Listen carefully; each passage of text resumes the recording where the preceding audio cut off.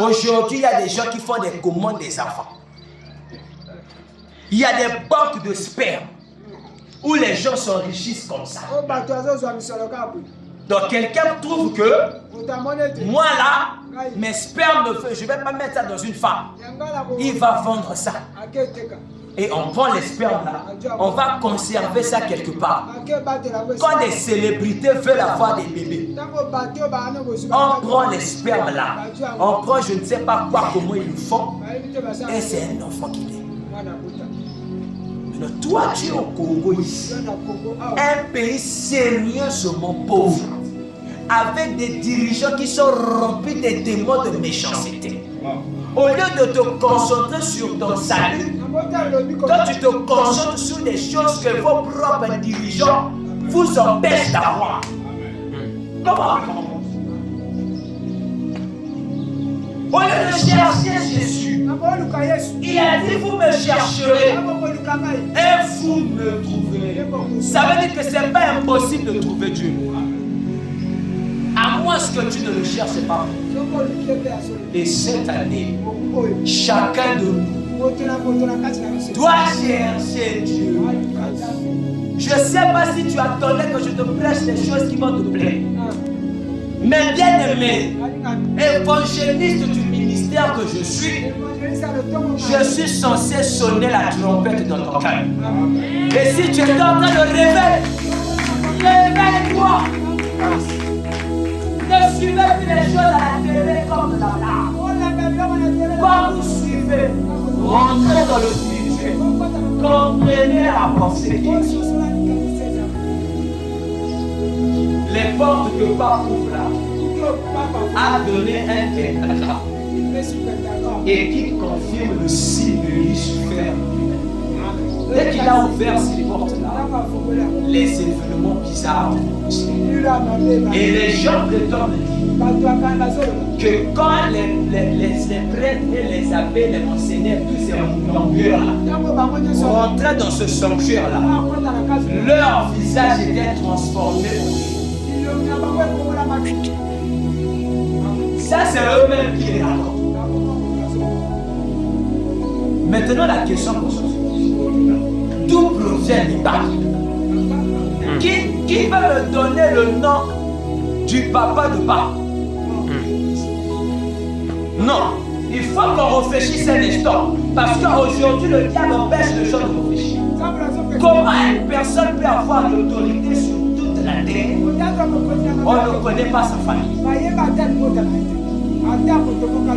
Est-ce que toi tu t'es même posé la question de savoir la paix que les gens venaient là? Non, on a les années. Vous allez vous rendre compte que ces gens-là n'ont pas de vie. Mais ils sont puissants. Comment ça? Comment on peut vénérer dont on ne connaît pas sa famille? Où on nous a jamais montré son nom? Alors que le monde est célébrité, quand tu es célèbre, on va fouiller ta vie jusqu'à savoir même comment tu as commencé à grandir. Une personne aussi célèbre que le pape, on ne nous a jamais parlé de son histoire. Il a grandi où? Qui l'a accouché? Qui sont ses frères? Qui sont ses soeurs? Quelqu'un qui sort, Dieu qui fait le monde.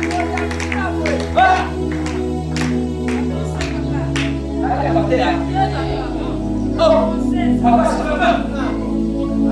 même Élie, on l'a appelé Élie le Tishibut. Mais lui, il est quoi? Et quand il parle, c'est tout le monde qui écoute. Hein? Et donc, vous croyez que c'est un homme normal. Et lui, il est en train de faire des choses. Parle comme ça. C'est lui qui dit que nous devons changer la vie. Et il lance un message aux Africains. Que les Africains doivent savoir que c'est nous qui les avons apporté ça. Il faut qu'on puisse redéfinir la Bible selon les réalités de notre époque. Hein? Et quelles sont ces réalités?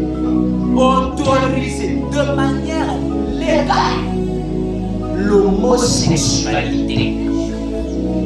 Alors vous croyez que le Dieu du ciel qui déclenche le feu d'où on ne sait pas d'où ça vient, assis sur son trône, au lieu de penser à gérer le monde, il dort.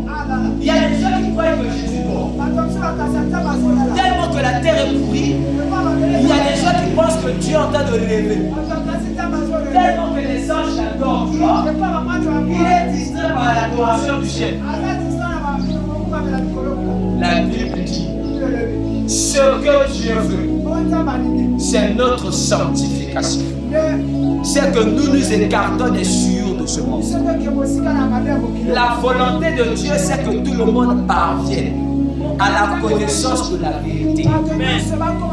Et Pierre, sous l'onction de l'Esprit, si Dieu tarde à l'accomplissement de ses promesses, ce n'est pas parce qu'il ne veut, mais sa patience, c'est notre espérance. C'est-à-dire que si Dieu ne détruit pas la terre, c'est parce qu'il est patient. Et s'il y a une parole qui me fait peur, c'est la parole qui dit Dieu est lent en colère. D'abord, les personnes qui ne s'énervent pas facilement, quand ils se fâchent, réfléchissez. Fais attention. Quand tu fais le mal à quelqu'un, tu l'insultes. Il ne réagit pas. Il sourit. Pose-toi la question. Est-ce que son sourire là est normal? Malgré tout le mal que tu le fais vivre, malgré tout ce que tu le fais endurer, la personne là ne réagit pas comme s'il n'a pas un cœur. T'inquiète pas, le jour que cette personne va réagir, sa colère sera pire que le feu. Parce que pendant que tu lui fais du mal, lui il encaisse. Il encaisse. Il encaisse. Le jour que son cœur va s'exploser, si elle même le pistolet, il va directement te tuer. Voilà pourquoi les gens sont toujours étonnés de voir la réaction des personnes qui sont calmes. Moi j'ai peur des gens calmes. Parce qu'il y a des adages qui disent que les eaux les plus calmes, ce sont les eaux les plus profondes. Vous voyez Dieu? Dieu est calme parce qu'il est profond. Plus qu'il est calme, plus il est profond. Et quelqu'un qui est calme, on ne sait pas ce qu'il réfléchit. Donc les hommes de ce monde font tout ce qui plaise à leur cœur. Et en pensant que Dieu est naïf, ils ont fait de la terre de Dieu leur propriété privée. Et ils font de la terre tout ce qui change. Quelqu'un peut se réveiller, il crée des microbes comme ça, il évapore l'air, et les humains meurent, et lui il appelle ça expérience. Et Dieu est calme. Parce qu'il a un projet. Ce silence-là, je l'ai toujours dit, le silence de Dieu n'exclut pas sa présence. D'ailleurs, Dieu devient plus dangereux quand il parle.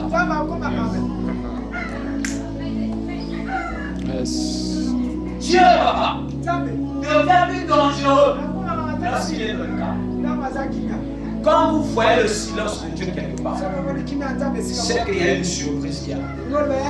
Voilà pourquoi je vous avais dit que 2025, c'est l'année des surprises.